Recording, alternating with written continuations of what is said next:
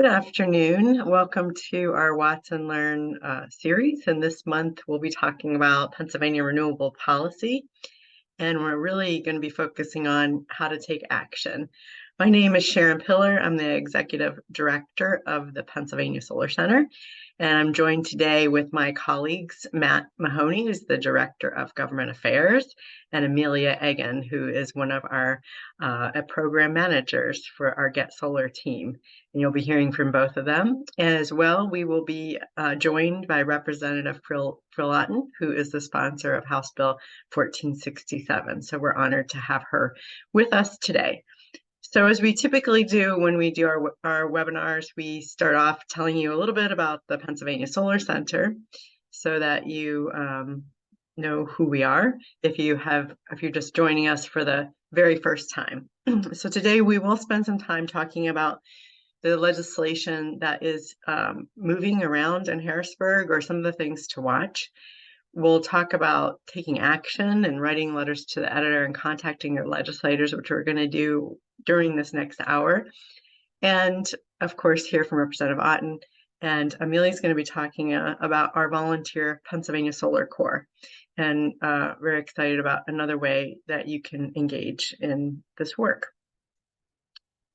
So our vision and mission is that Pennsylvania becomes a leader in renewable energy through the rapid expansion of in-state solar generation. And we work to provide trusted guidance to usher all Pennsylvanians into the clean energy economy to create more resilient communities. And we're extremely grateful for the financial support that we've received from the foundation community, as well as the clean energy community as well. And individuals too are not listed here. So if you want to join in that, we would of course be very happy for and grateful for your support as well. And you can contact us later about that.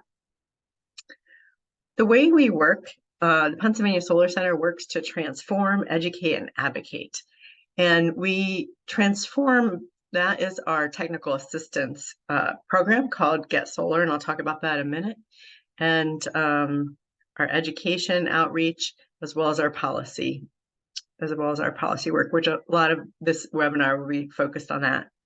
I really want to talk about our Get Solar program. This is our technical assistance for any entity really that's not a homeowner residential, is in the commercial sector.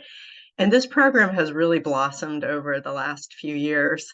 And in addition to Amelia, who's one of our program managers, we have two other people working on that who you may have interacted with before.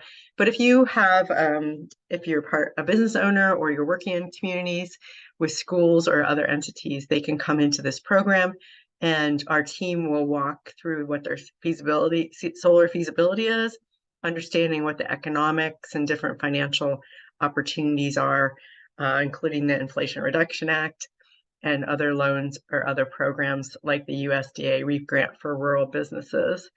So you can take a look at that. The other program that we've launched in the last couple of years is the Get Solar Communities, where we're working specifically with community leaders to try to tap into their social networks and their relationships to encourage other people in their communities to go solar.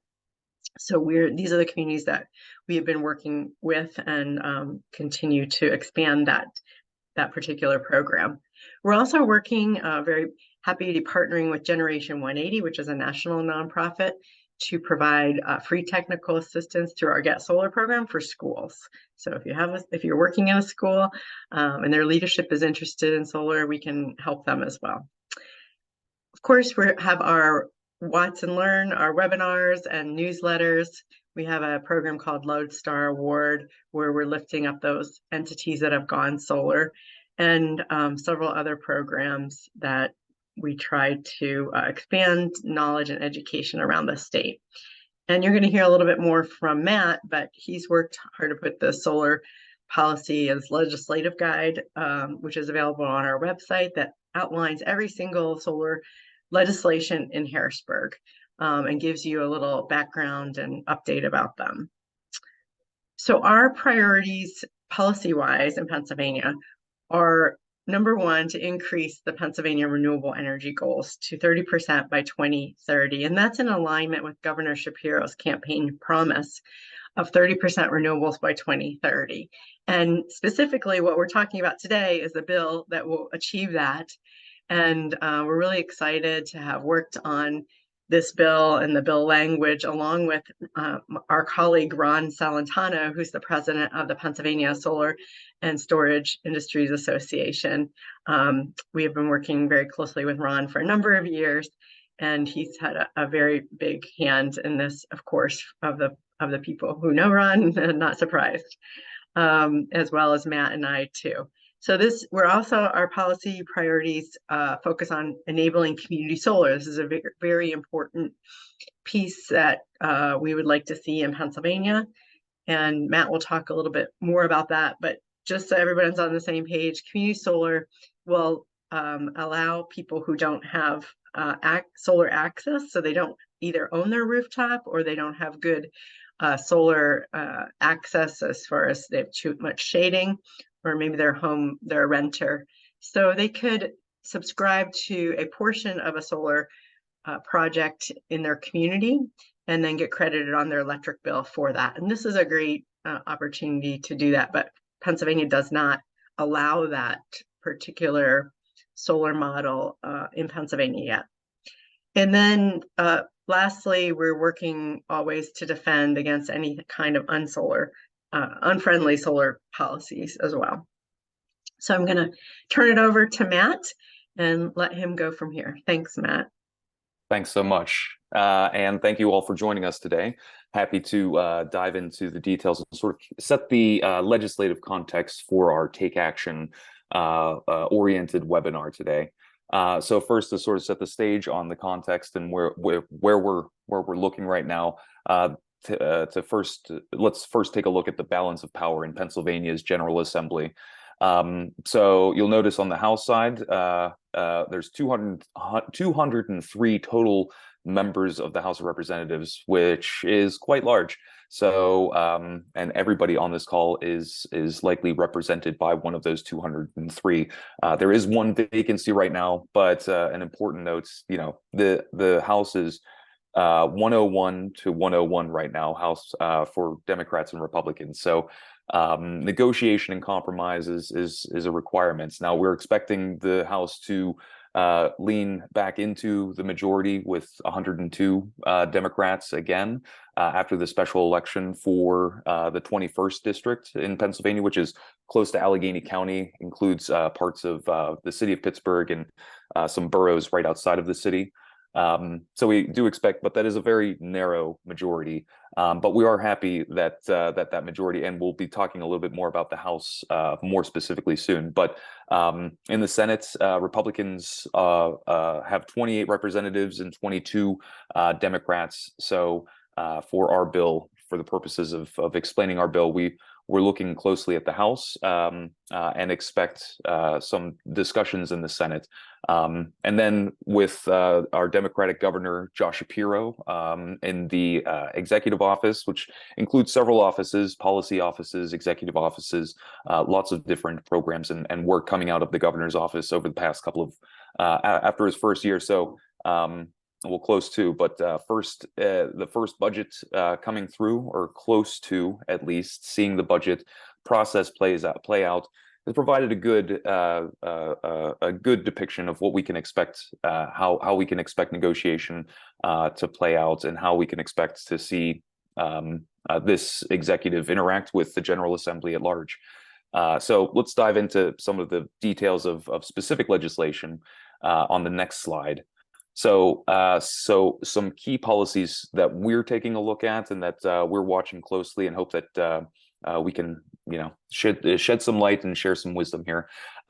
First on our list is, of course, House Bill 1467. There is a companion bill in the Senate Bill 230, but as I mentioned before, with the House majority, we're looking very closely at the House to advance House Bill 1467, which would increase the renewable goals in our alternative energy portfolio standard. I'll go into the details of what exactly the alternative energy portfolio standard is But for the purposes of this, it establishes goals for renewable energy, and House Bill 1467 would increase our goals to 30% by 2030, with 14% in-state solar, as well as enable community solar to ensure that we're treating all solar resources consistently and the same within the state of Pennsylvania. Another bill that we're watching, Senate Bill 550, there is currently not a companion bill in the House. But Senate Bill 550 would enable community solar and provide for a grid service payment as a part of the incentive. Now, with Senate Bill 550, it does not provide any other goals. It doesn't increase the goals and treats community solar as its own distinct market niche within Senate Bill 550. So it is different from 1467. House Bill 330, and I'll go into more details much later in this presentation. House Bill 330 is a PA local solar bill. It's being led by most of the utility electric distribution companies are supportive of this bill, and it would provide for utilities to allow for community solar installations, but it's not necessarily community solar.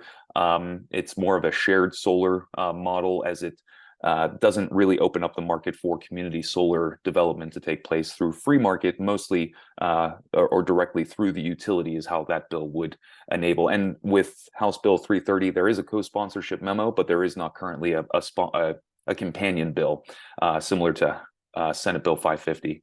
Another bill we're watching, Senate Bill 211, decommissioning and bonding.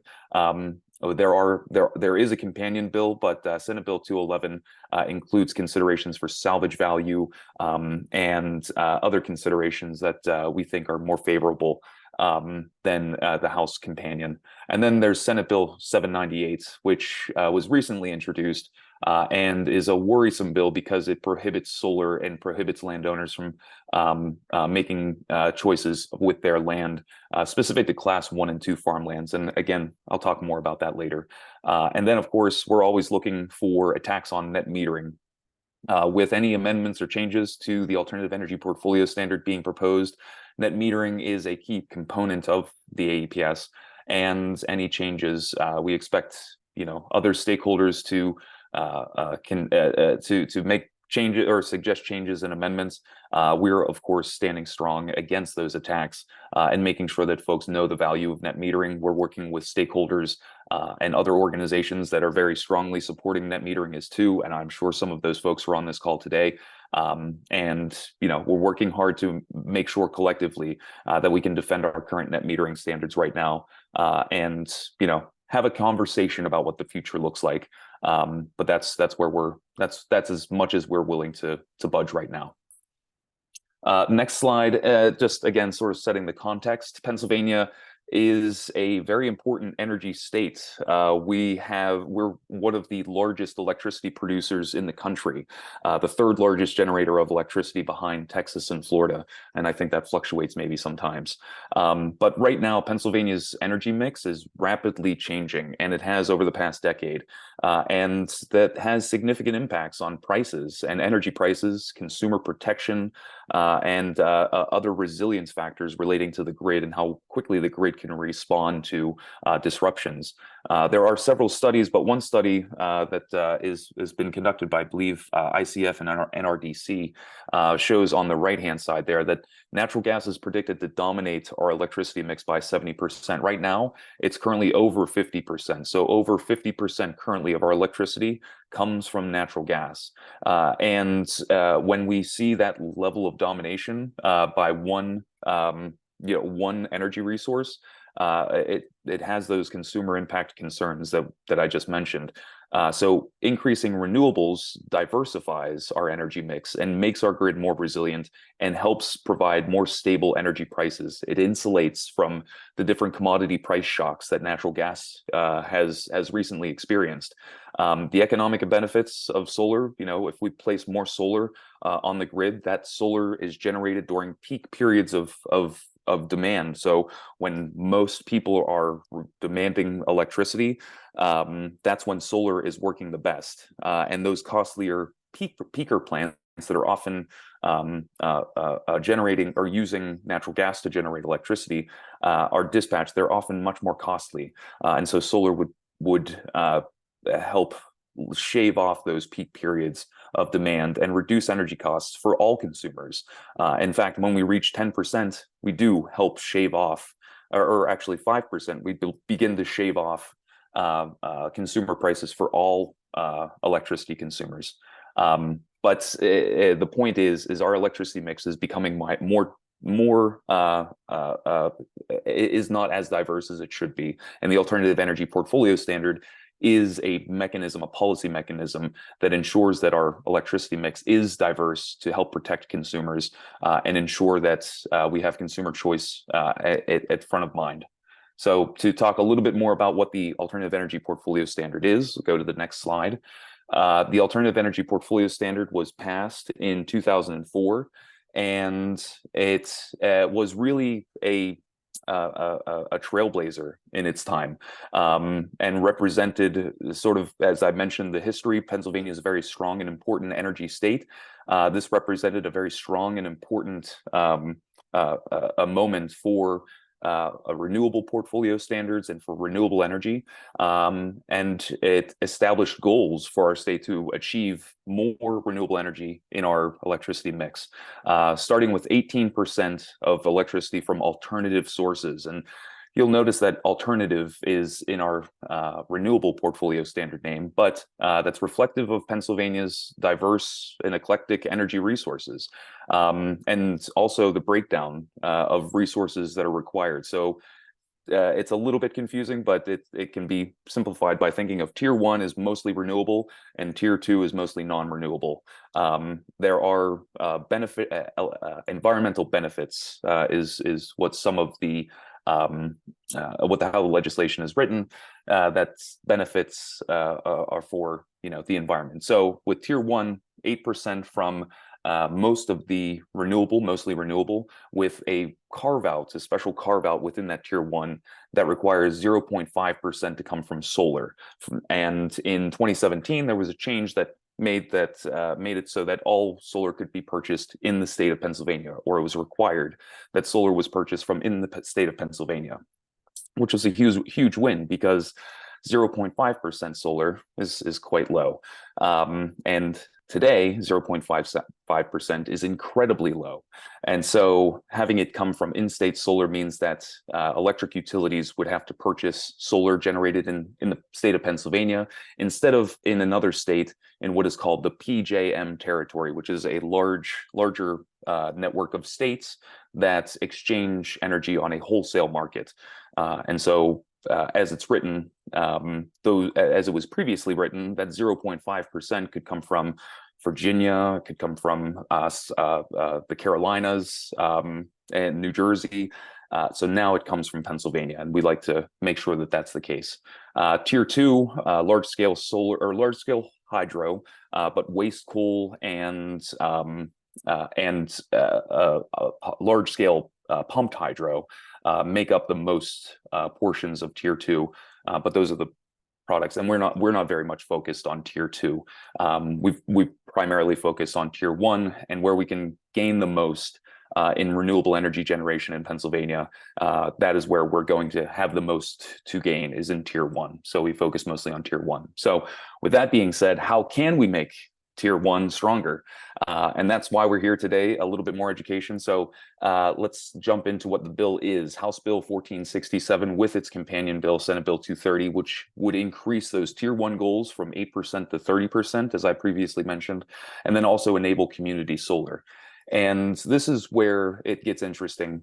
So what this bill seeks to achieve is to ensure that we're treating each of the solar markets respectively. So a customer generator and a community solar project and a grid scale project are all very different characteristics, very different customers, and each should be treated and provided appropriate treatment throughout the bill, or throughout the Alternative Energy Portfolio Standard. So this bill would break out the carve out a little bit more distinctively to ensure that each of these customer segments. So customer generators electric distribution companies, the electric companies, would be required to purchase 4% from customer generators, 2% from community solar, and 8% from grid scale solar. And so with that being said, we can go into the next slide to sort of break down what that means a little bit, which I think helps clarify what all these numbers may mean. So remember, we're focusing just on that tier one, the renewable energy resources. So our current goal for the APS is 7.5% renewables, with 0.5% coming from solar in state. That makes up the 8% that I mentioned before. What's being proposed in House Bill 1467 and Senate Bill 230 would increase those goals. So for tier one, as I mentioned, it would jump from where our 8% is to 30%. So whatever is not solar would be in tier one. So those are the other resources that I mentioned: the wind, low impact solar, geothermal, biomass. That's what would make up the 16%, which, if we're looking at the current composition of tier one, it's mostly composed of wind. So there's that will, as well as other resources. But that's a good explanation for tier one. But for focusing on solar right now, for customer generators, the current goal is an aggregate of each of these three segments. What is being proposed is each of these, again, each of these customer or market segments are provided their own goal. So 4% for customer generators, 8% for utility scale, and 2% for community solar. So I hope this helps sort of explain, but because it's currently not specified in the bill as it's written. So on to the next slide to sort of demonstrate or discuss some of the benefits. So what House Bill 1467, sort of the top line, I know we dove right into the details and got really technical there for a second, so I apologize. But sort of the top level, top of the line takeaways from House Bill 1467. It provides all renewable resources with a consistent mechanism. It treats all renewable resources the same in Pennsylvania, as opposed to some other bills that have been proposed and other considerations that would treat other market segments differently. House Bill 1467 ensures equal treatment, and which is more beneficial for those stakeholders that are interacting with solar resources. So utilities are interacting with these resources, consumers and others, and businesses. So ensuring equal treatment ensures an easier to access program, and it's something that everybody's familiar with. It also enables community solar, which we currently don't have, as Sharon mentioned earlier, and it provides an alternative energy credit for community solar in alignment with the other resources. How other proposals are treating those credits is different and can be harmful to other folks that interact with the alternative energy credits market. It also separates the different market segments appropriately, and treats each of the market segments in a way that represents their economy of scale opportunities, their economic conditions, and the various differences in how each of those markets operate. So it also includes an alternative compliance payment, which acts as a cap on how high the credit prices can be, and they're set at an appropriate level for each of those market segments, and that's intended to help limit cost impacts on consumers. But again, what's the point of pushing all of this forward? So the next bill, if we get to that 10% solar, what do we get? If we move on to the next slide, you'll see $9.2 billion in private capital investment, billions in economic development, farm lease payments that make sure that family farms are staying in ownership of those families, and helping to stabilize agricultural communities, billions of dollars potentially available through solar to create economic stability. Income from community solar for labor, annual wholesale electricity prices would be reduced by $619 million, and local tax revenue. So we're creating revenue, we're creating jobs, creating opportunity through solar. And that's what House Bill 1467 does, creates this opportunity to ensure that we're reaping the benefits. And if we're not, then these investments and these opportunities just go to the next state. If you're a big business and you're looking at where to invest, you're going to look where you can get the best bang for your buck. And right now, Pennsylvania is looking a little flat, or very flat, because our goal right now is still at that 0.5%. And we need to increase that goal so we can reap the benefits that are outlined right here for you. So that's the rundown on House Bill 1467. But let's talk a little bit about community solar now, because I know that's a very important topic in Pennsylvania because it's currently not available. So if we go to the next slide, we'll talk a little bit about what community solar is available, or what proposals are being circulated right now, and some of the, oh, I'm sorry, I see a raised hand. Oh, that's me, Matt. I just wanted to clarify, there was a question and answer about if the APS was just for default service or customers that are under default service in the electric distribution company. So I just wanted to clarify that the alternative energy portfolio standard applies to all electric distribution companies as well as the electric generation suppliers. So anyone who's located in an EDC, which is an electric distribution company territory, is eligible for net metering. And also, even if you're outside of those territories, if you're in a municipal or a rural co-op, they're not under the guidelines or rules of the APS. However, if you were to install a solar system, even if you're located in those areas, you would still be eligible for the renewable energy credits under the alternative energy portfolio standard. It's just that those rural co-ops and municipal owned electric companies are not required to purchase those credits, but those credits could be purchased by the other companies to fulfill this requirement. So I hope that makes some sense. Yeah, it's a good point, because in Pennsylvania we have electricity choice. And so you can choose where your electricity is sourced from. And those electricity generation suppliers are required to conform to the alternative energy portfolio standard as well. So it's a good point, and thanks for raising the question too.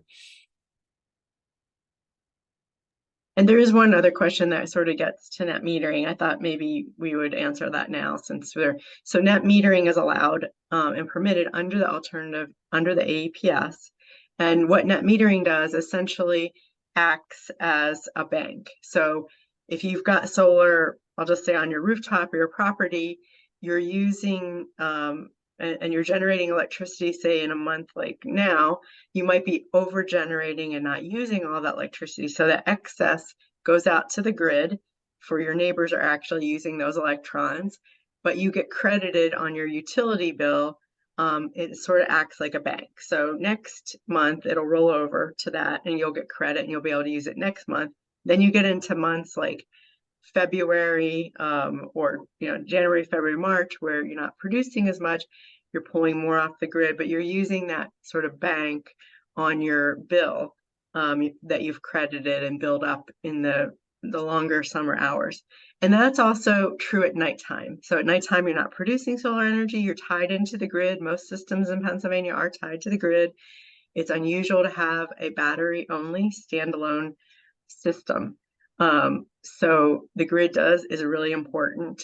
And that accounting, which we call net metering, is then really important. And so that what happens then at the end of the year, which in this year is May 31st every year, there's a true up. And if someone's overproduced for that year time, they get credit or paid for that excess.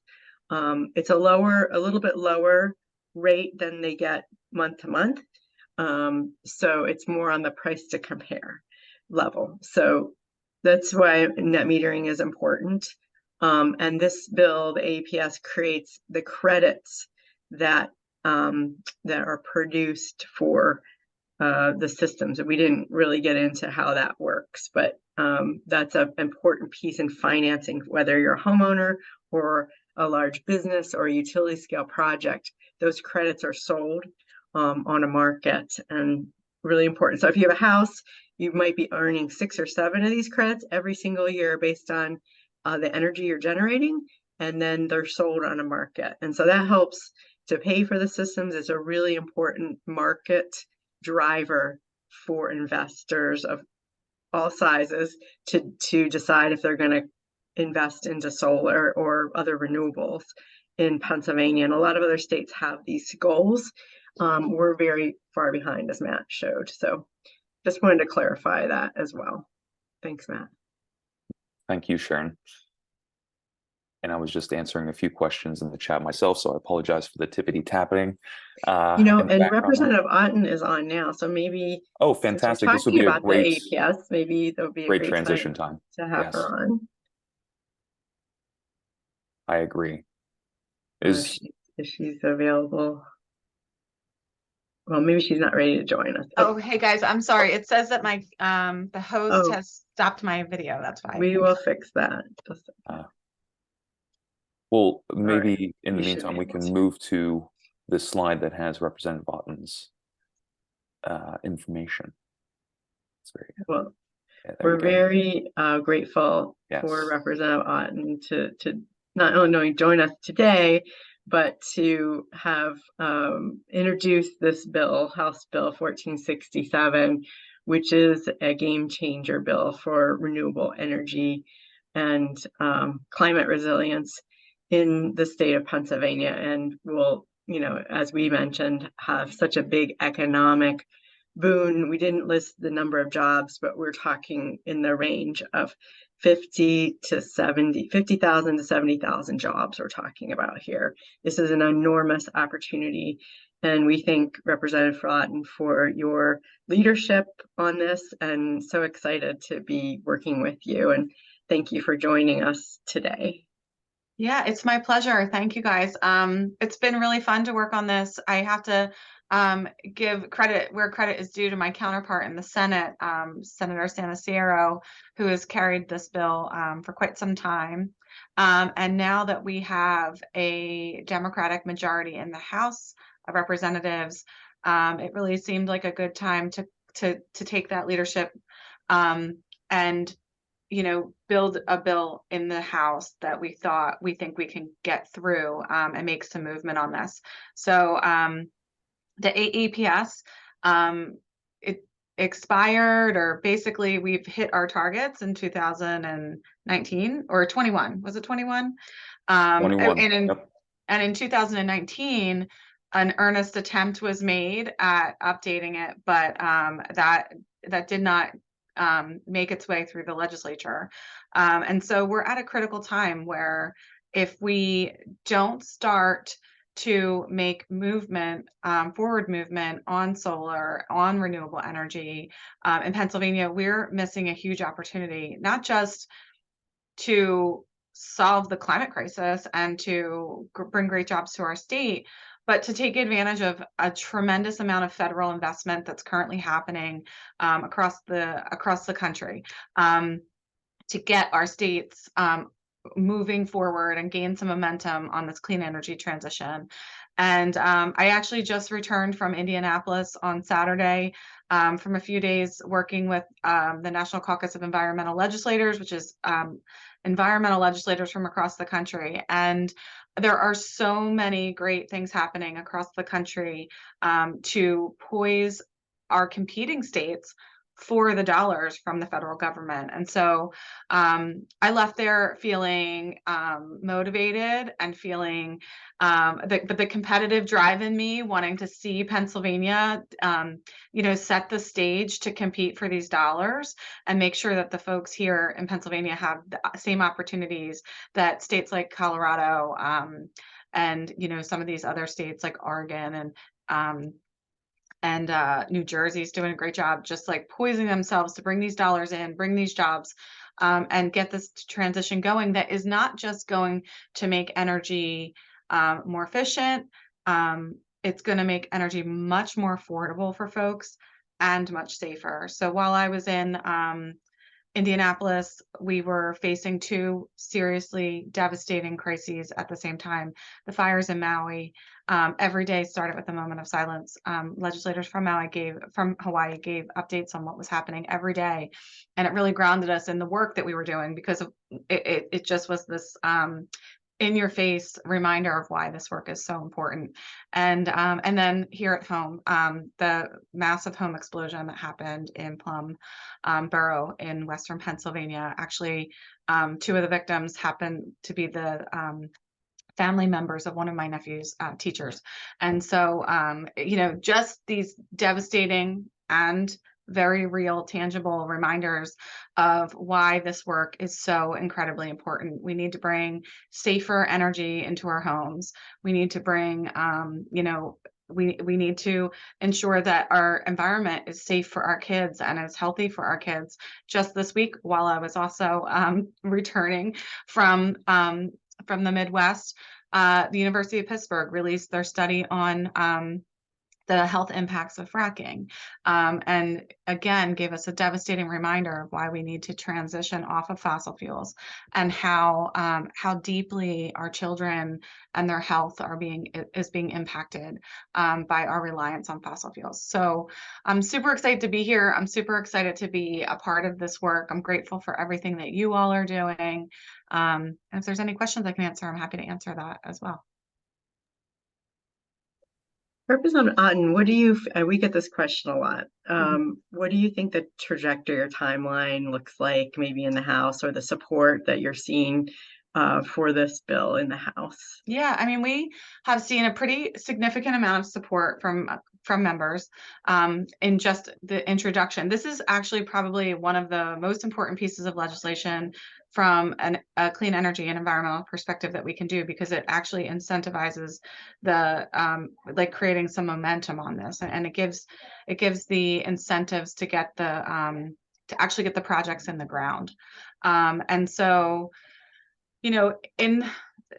very much so in the Democratic caucus, there's a lot of support for this. And we even have some folks in the Republican caucus who are open to the conversation. And so I think that we have some good opportunity coming in the next year. I know that Chairman Vitale has expressed interest in doing a series of hearings this fall on the bill. I think there might be some new layers that people want to talk about within the bill. What are some of the other areas of energy development that we maybe need to be thinking about? And so that should come out in the hearing process to understand what folks are thinking about the broad picture. We did our best. Matt was a huge part of this work, but we did our best to do as much due diligence as we could with stakeholders before introducing the bill, to just get a real strong understanding of where folks are and what folks would like to see. So I think we'll see some conversations starting this fall by way of hearings in the Environmental Resources and Energy Committee. And hopefully, I would think by the end of this session, and a movement through the House at a minimum. And then hopefully, we'll see if we can get the Senate on board. I'm really hopeful that we can find a way to do that, especially with the incentives coming from the federal government and how important that is to driving our ability to take advantage of that. Yeah, that's great. Thank you so much. And there was a question about, before you joined, we were showing the composition of the Senate and the House, and what do you think we can do collectively, or to try to move this? We're hoping that it will get passed in the House, and then of course it would have to go to the Senate for to have it passed there, and then to the governor's office. But what can you shed any light or on maybe strategies or things that we can be helping with to build support in the Senate too? I mean, I think the best and most important thing is two things. One is community education and helping constituencies understand what this means to them tangibly in their homes and in their communities. And then also engagement with legislators. I will say, often, and especially when it comes to environmental work, there's a large presence of the opposition in the room at all times and in the Capitol. And there's not as much money in like protecting the environment from some of these entities. And so there's not as many folks in the Capitol talking to legislators on a regular basis about why these issues are important. And legislators care the most about their constituents' feedback. And so if grassroots organizations and local community organizations are out there talking to folks about why they need to be talking to their legislators and really organizing on the outside to push in, that really helps us on the inside to be able to move this stuff forward. I had a bill over the summer that it got killed at the last minute, and I looked up when it was happening, and the only people in the room were fossil fuel lobbyists. And then the feedback that I got was that we didn't have the votes, and that some folks who would traditionally be willing to, cross the aisle or join us on a vote that might be hard, say that they don't hear from people who want this kind of legislation passed. And so it's really important for legislators, especially the ones who are not big support, you know what I mean? Like the ones who are either on the fence, indifferent, or in opposition, to hear from their constituents that constituents care about these issues. And so I would say that's the most important thing that that anybody can do to get this stuff moving. And one last question, we had somebody ask, well, if you're, I think who might be one of your constituents, because you're obviously supporting and leading this, Yeah. what can they do to help move this along? Yeah, I mean, I think telling your friends to, like, so I know tons of my constituents care about clean energy, and we had the unfortunate experience of seeing our community ripped to shreds by Mariner East pipeline construction. So it's clear as the blue sky to our constituents why transitioning to clean energy is so important for our future here, and also for our children's future. And I think it's really important to like get outside of your community and talk to folks in other communities who may not have had experiences like that, who maybe don't understand, who hear all of the opposition myths that are out there. I know I have brothers who they always have the talking point to throw back at me, and like I always have to be re-educating them because they're hearing things from entities that are in opposition to the work that we're doing. And so it's just really talking to folks about why these things are important and getting more people into the fight. Because at the end of the day, the majority of people in our country and our communities are doing their best to like keep their head above water, right? Like get to all their kids' activities, get everyone on the bus on time, make sure no one gets left anywhere, get to work, make sure you don't ruffle anyone's feathers, and you get home before soccer practice starts and all that stuff. And so folks don't generally have a ton of time to be focusing on issues that are not tangible to them. And so how do you make these issues tangible? How do we talk to folks about how their energy bills will be impacted when we do make this transition? I have so many friends who've made the transition to solar, and when they talk about it, I'm always like, I just need you to come with me. Like they talk about how much money they're saving, and like how they get credits back on their bill because their rooftops are big enough that they're generating more energy than they need. And so it's really just, I think, creating some evangelists who've experienced the transition themselves and like getting their stories out there.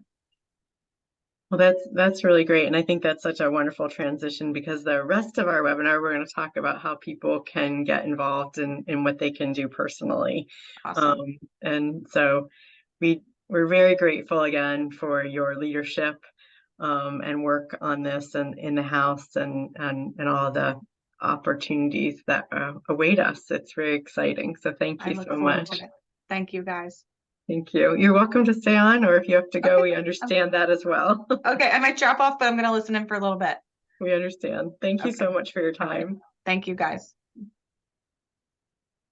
And Matt, well, I'll let you finish up going through a couple, we'll just quickly go through some of the other pieces of legislation, and then we'll talk about what you can do here. Right. So really great to hear from Representative Otten there. Lots of great, powerful words and words of wisdom. And thank you. So on to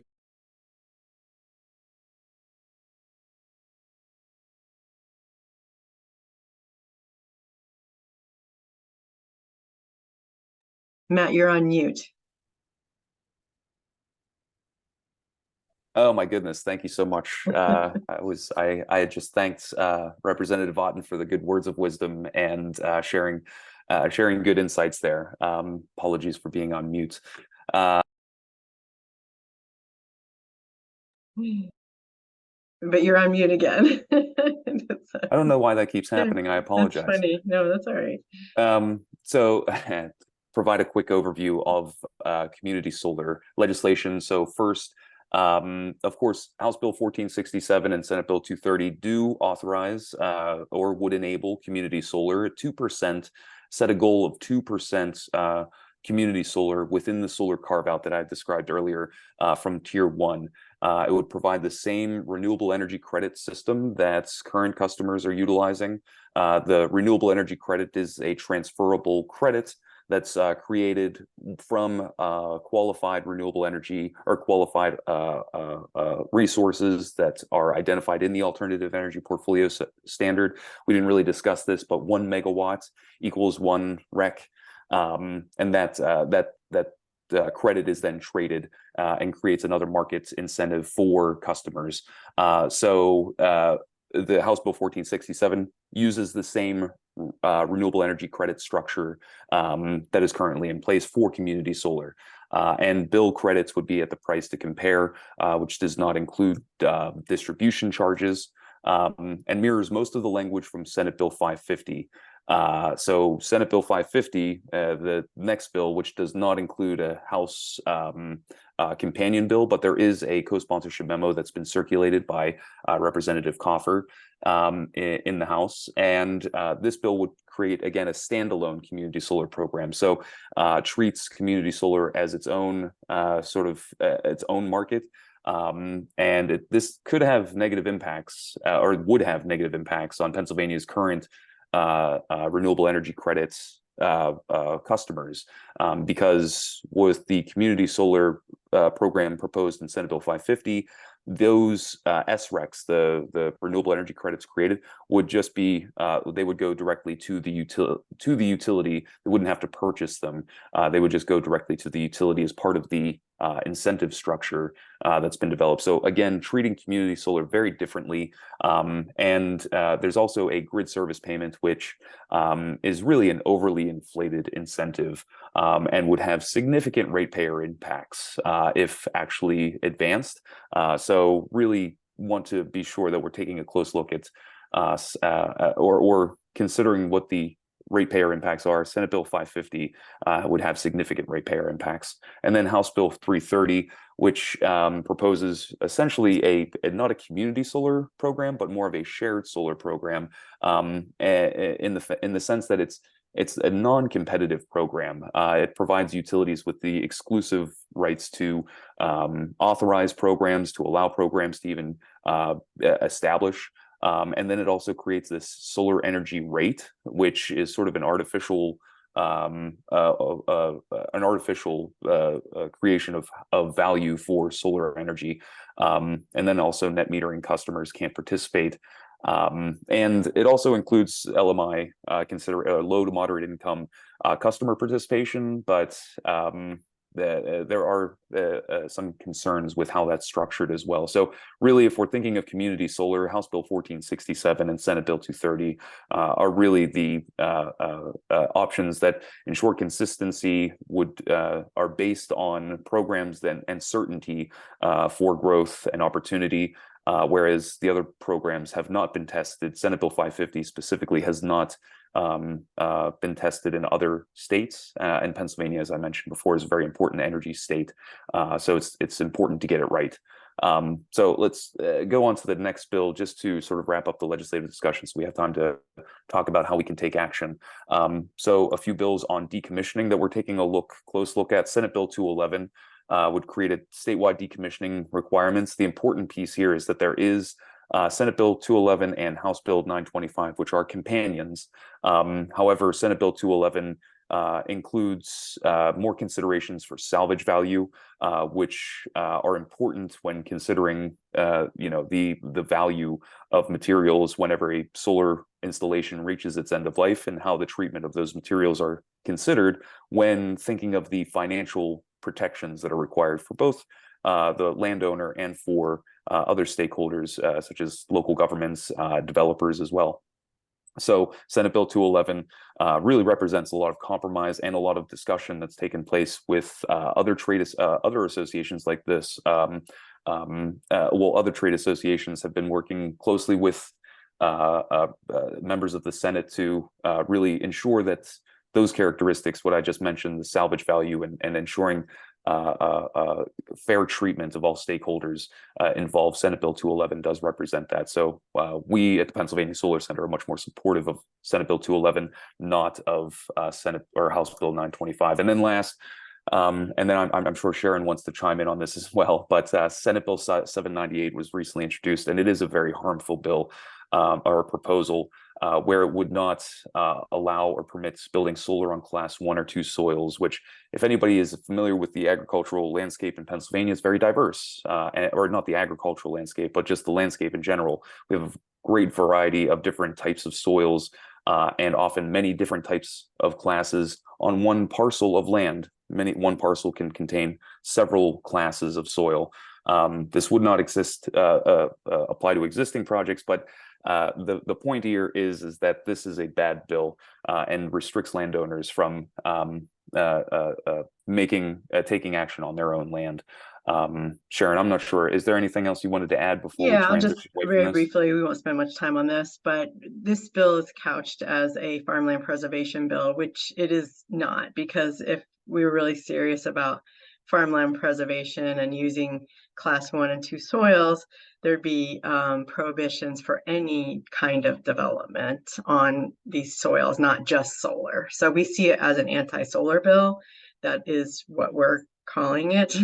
And we also just feel like it's disingenuous and a little hypocritical, because the sponsor is basically saying, well, you can plow over these farmlands, build a warehouse, and then put solar on top of that.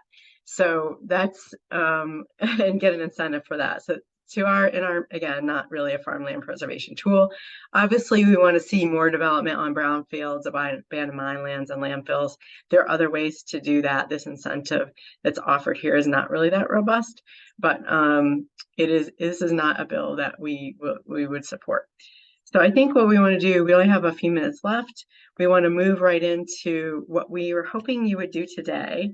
Is, if you haven't already, we sent an action alert to you in the email, or you can right now use the QR code here on the top right and fill it out as we're speaking. So Matt's going to go along and do this, and we're hoping that you will do it as well.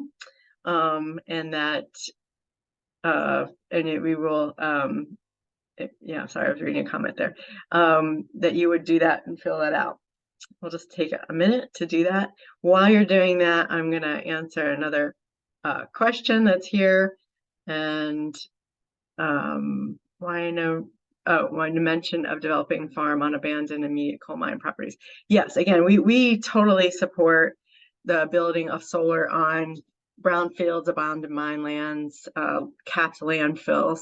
And these projects are, some of them are happening in Pennsylvania, but they're extremely expensive and onerous to build that. So there are particular, I know Department of Environmental Protection recently is undergoing and looking at that with MCHEMP, the Eastern Pennsylvania Abandoned Mine Land Coalition, to study sites about this, but there are a lot of complications to actually develop on these. So yes, we absolutely want to encourage that. We want to look at policies that can encourage that as well. So if you filled out the action alert, the next thing we would like you to do is right now call your legislator. And if you would, that second QR code, you can actually link to find who your legislator is and their office phone number. So we're asking if you would actually make that phone call right now. All you need to do is call them and say, hello, my name is, whatever your name is, I live in this particular municipality, because they'll want to know that. And I'm calling Representative, whatever their name is. Please ask them to co-sponsor House Bill 1467 to expand renewable energy in Pennsylvania. So that would be great. I'm sorry we forgot to put who the current co-sponsors are. I can't do that right from my link for my screen right now, but there are a number of representatives that have already done co-sponsored. If you know that they have, if you don't know if they have, it doesn't hurt to call them anyhow.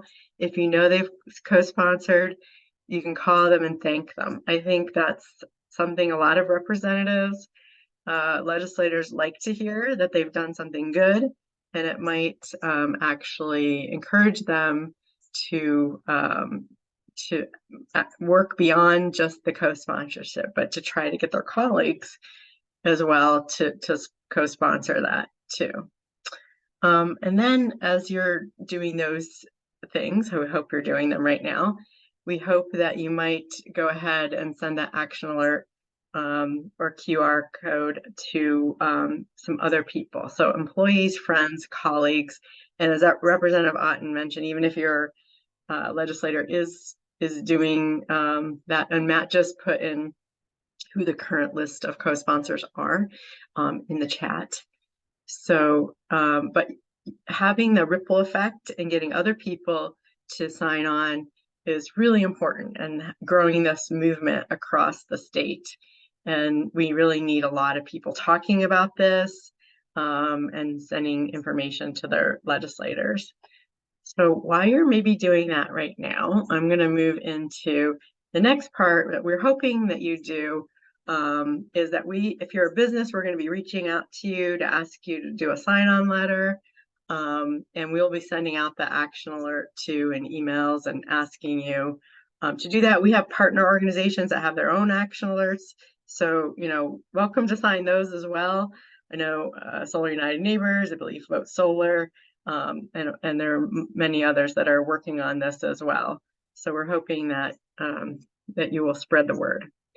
The next thing we want you to do is write a letter to your editor of your paper. So if you could, and we can help you do this, if you need help having someone read your letter to the editor, and this is really powerful because you'll be able to reach hundreds of people by getting a letter in the editor, and that goes speak volumes to a lot of people. So we're trying to get as many letters to the editor across the state as we can, and those little local papers are really even sometimes more influential than the big, obviously, Pittsburgh Post-Gazette or the Philadelphia Inquirer, the Harrisburg Patriot News are all great papers to get into, and a lot of people read them.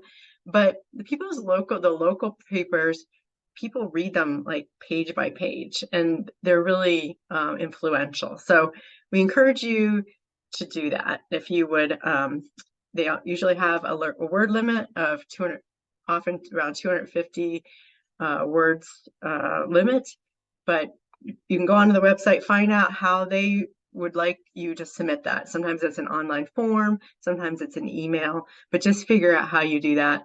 Make sure that it can be brief. It doesn't have to be a long piece. If you need help with topics we're happy to help you with that or information, and we'll be sending out some high-level talking points for you to help you with this and other kind of facts that could guide you through this. And again, we're happy to help you to do that. And let's see. Always be respectful, of course. Don't worry about picking a headline. They'll do that for you, or you can suggest one. And the other thing you can do is post your comments on social media. If you see something in the paper that's written or online, you can go online to their social media, write something. Always keep it positive. Try to stay away from being nasty or negative, because that really invalidates your credibility when you do that. So there's a lot of positive messages to talk about. And so we encourage you to do that on social media, particularly in response or online to a lot of media associations. So I'm going to turn it over to my colleague, Amelia Egan, at this point. And Amelia is going to talk about our Volunteer Solar Corps. And while the Solar Corps isn't directly working on the legislation, there's another way you can get involved to help move solar forward in Pennsylvania through our Get Solar Communities program. And I'm going to turn it over to Amelia. Thanks, Amelia. Thanks, Sharon. If you can please go to the next slide. My name is Amelia Egan. I am from the Pittsburgh area, and I'm very happy to be part of the team, the Get Solar team at the Pennsylvania Solar Center. One of Sharon's many brain children projects, I like to call it, is the Solar Corps project. Basically, what we're doing is trying to get volunteers, mainly from communities, but throughout the state, if you are interested in joining us, to help map some of the communities that we're working in. So what we do is we work with our partners to identify specific areas, or what we call zones, which is target areas that we would really like to focus some of our solar networking. Usually these are like business districts or areas that have maybe a lot of nonprofits, some areas that could use a little nudge in their development and their solar adoption, or areas where there's really good social cohesion. And we know that, you know, we can focus on a lot of those businesses.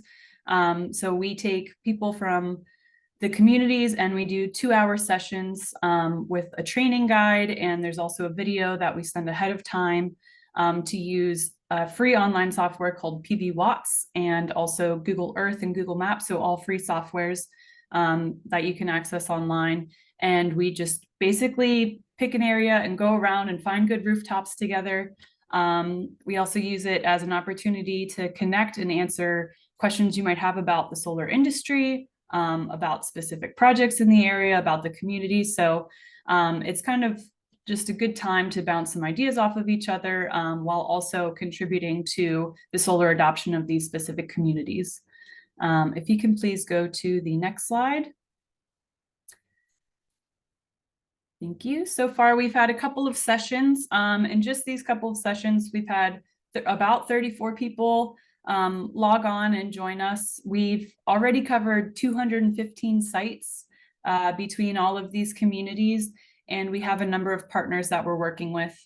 There are some examples here of some of these zones that we like to call them, as well as you can see up here what the spreadsheets look like. So we have the name of the business, their potential size, and also their potential net cost and savings through the IRA benefits. And if they're in a specific energy community or low income community, we include that as well. And this is a really great outreach tool for our community partners, what we call our solar ambassadors, to take into the community and go up to a business or, you know, a manufacturer, nonprofit, and say, hey, this is, you know, your solar potential. And then that's a great starting off point for them to join our community, and we can then provide them a further feasibility analysis. So it's a great outreach tool for us and our solar partners. And we're also exploring a couple of really great opportunities with our partners to see how we can incorporate both high school students and early university students into these projects and give them some great tools that they can use for resumes, And so we're trying to, build this out as much as we can. It's a newer project. So if you have any ideas, we are open to new partners and ideas. And there is a link here, but I'll also put it in the chat for how you can sign up. We have a couple of sessions upcoming on the 22nd, 24th, and 30th. And we plan to do these, maybe a couple a month or throughout the year. So it's really fun. Usually Leo and I are on, sometimes Sharon joins us, and yeah, we just like to chat and get some work done. So we hope you join us, and thank you very much.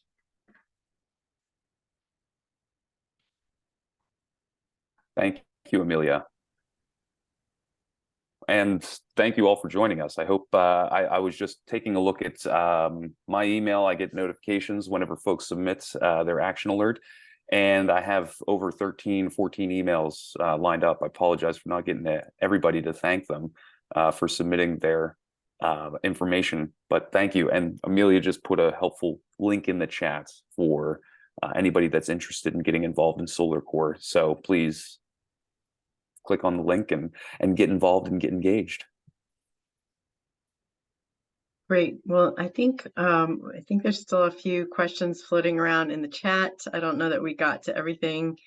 There was a question about the SRECs. I think Dennis was asking, I don't know that was answered, about what happens to the renewable energy credits if we don't pass the APS, I believe. Was a question. And yes, so the value of these credits is has pretty much stabilized. We're not really sure why. It doesn't make a lot of sense, but recently we have seen them start to dip, and we will continue to see them lose their value if we don't pass an increase in the alternative energy portfolio standard, because essentially it's a supply and demand opportunity here. And so with more supply, and only a set demand at 0.5% solar, that's all the utilities have to buy credits that represent 0.5% solar. It really doesn't have any place for those renewable energy credits to go that are above that. So it is really important for existing solar owners. We have over close to 45,000 solar owners in Pennsylvania that their investment is at risk as well by not passing this legislation. So if you know a solar owner, you might tell them that this is in their self-interest as well. I don't know if were there any other questions? We had a question from Supervisor Whitman from Patton Township. They have several large construction projects and how do we get solar to help with these projects? Well, we're happy to help with those projects if they want to go solar and consider solar into the program, and they can go. And thanks, Amelia, put the website in there. So thank you very much. Well, and John already connected with Betsy, so I think we're all good there. Awesome. That's great. Well, we are just so happy that you joined us today. I know we've gone a little bit over time, but thanks again to Representative Otten, who had to drop off. But we're really happy that she was able to join us today. Reach out to Matt or to me if you have more questions on the legislative front. We're happy to answer those for you. And you'll hear from us with the recording, and the slides will be available. If you were on last month's webinar, we have not sent that out yet. It's caught up in a computer that my computer that died. So we're trying to get that available for everybody, and then we'll be back in touch. So thank you so much for joining us, and I hope you enjoy this hopefully beautiful weekend. It is here in Western Pennsylvania, and hope it is elsewhere as well. And thank you, Matt and Amelia, too. Take care.